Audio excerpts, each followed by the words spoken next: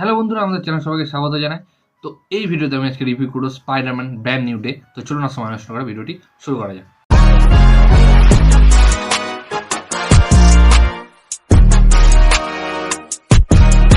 তো ফাইনালি আমি এই মুভিটা দেখে ফেললাম এবং রাতের শো ছিল বলে রিভিউটা করতে দেরি হয়ে গেল।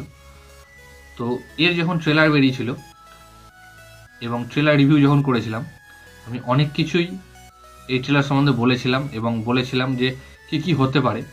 আজকে যখন সিনেমা দেখতে গেলাম তো সেই জিনিসগুলো অনেকটাই মিলে গেছে এবং ওই ট্রেলারে আমি বলেছিলাম যে আমার মনে হচ্ছে যে ভিলেন কে হতে পারে।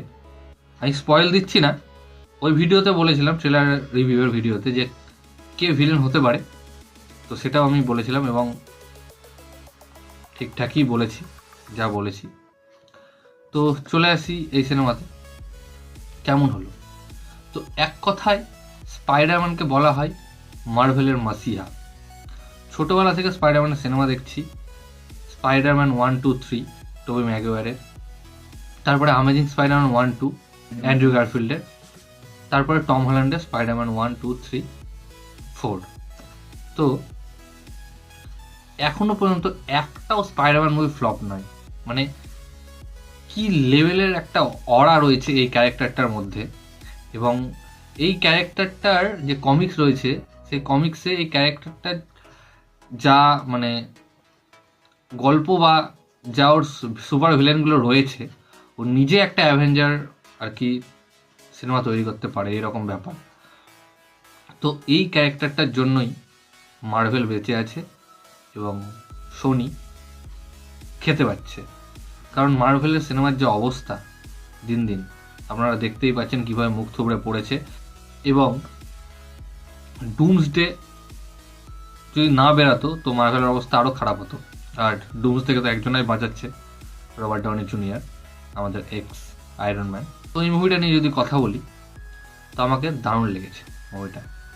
আমরা তো এর আগে অনেক স্পাইডারম্যান মুভি দেখেছি, মানে টম হল্যান্ডের কথা বলছি, বাট এই মুভিটাতে টম হল্যান্ডকে পুরোপুরি ম্যাচিওর একটা যে ছেলে হয় তার ম্যাচিউরিটি এখানে পুরোটা ফুটিয়ে তুলেছে ডাইরেক্টর ডেস্টিন ড্যানিয়েল ক্রেটন, যিনি এর আগে স্যাংচি মুভি ডিরেক্ট করেছেন। দুর্দান্ত ডিরেক্টর, আমার তো বেশ ভালো লাগে এবং স্যাংচি মুভিটাও ভালো লাগে।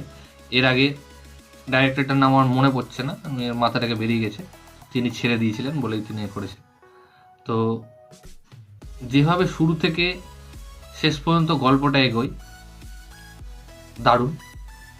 এবং সত্যি কথা বলতে স্পাইডারম্যান এমন একটা ক্যারেক্টার, যদি খারাপও লাগে না, মানে এমন একটা ক্যারেক্টার যে সিনেমাটাকে কোনো না কোনো দিক দিয়ে ভালো করেই ফেলবে। তা বলে বলছি না যে এটা খারাপ মুভি, আমি অন্য মুভির কথা বলছি। এবং একটা অবাক করা কাণ্ড, আমি যখন এই রিভিউটা করছি, এই মুভিটা ইন্ডিয়ান বক্স অফিসে ফার্স্ট ডেতে অ্যাপ্রক্স 60 কোটি টাকা বক্স অফিস করেছে। মানে ভাবতে পারছেন, রিসেন্ট বলিউডে একটা সিনেমাও 60 কোটির ওপেনিং দিতে পারেনি। মানে কি লেভেলের ক্রেজ ইন্ডিয়ান অডিয়েন্সের, মানে এক কথায় বলা যেতে পারে মার্ভেল ফ্যানদের। তো অসাধারণ। আর ছেলেরা তো গিয়েই ছিল, অর্থাৎ যারা মার্ভেল ফ্যান রয়েছে, মানে ছেলেদের কথা বলছি, তারা তো গিয়ে স্যাডি সিংকে দেখতে।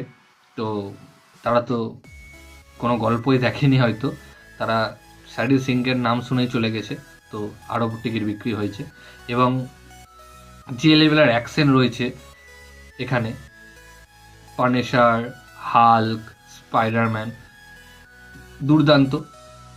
এবং অ্যাকশনের সাথে সাথে সিনেমাটোগ্রাফি, স্পাইডারম্যান যেহেতু জাল দিয়ে উড়ে বেড়ায়, তার সিনেমাটোগ্রাফিটা মানে বেশি দরকার পড়ে। মানে যে লেভেলের সিনেমাটোগ্রাফিটা এখানে করা হয়েছে অসাধারণ, দেখতে দারুণ লাগছে। উপর থেকে নিচে নেমে আসছে ক্যামেরা, ক্যামেরা আবার উপরে উঠছে, আবার ক্যামেরা ঘুরছে, মানে সিনেমাটোগ্রাফি বলা যেতে পারে অসাধারণই। এবং অ্যাকশন সিনগুলো বেশ দারুণ। এবং পানেসারের সঙ্গে যে স্পাইডারম্যানের টিম আপ, যে মানে এক কথায় বলা যেতে পারে একটা বাডি টাইপের, মানে দারুণ। মানে তাদের দুজনের ক্যারেক্টার লেখা হয়েছে এখানে, মানে অসাধারণ লাগছে। তাদের দুজন মানে দুজনা ম্যাচ হয়ে গেছে এরকম ব্যাপার। এবং কমেডিটাও খুব ভালো, তার সাথে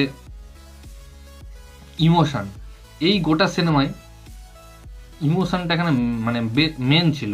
কারণ এই মানে যেখানে শেষ হয়েছিল নো ওয়ে হোম, এমন একটা জায়গায় শেষ হয়েছিল যে ইমোশনটা সেখান থেকেই গোটা সিনেমাটা ধরে রেখেছিল এবং শেষ পর্যন্ত ওইভাবেই সিনেমাটা শেষ হয়।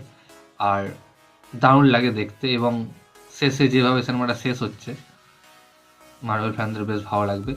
এবং আরেকটা কথা, যে এই সিনেমাতে একটা পোস্ট ক্রেডিট সিন রয়েছে, তবে খুবই খুবই আহামরি কিছু পোস্ট ক্রেডিট সিন না, জাস্ট ডুমসডের সঙ্গে কানেক্ট করা হয়েছে, যেটা দেখেই বোঝা যাচ্ছে।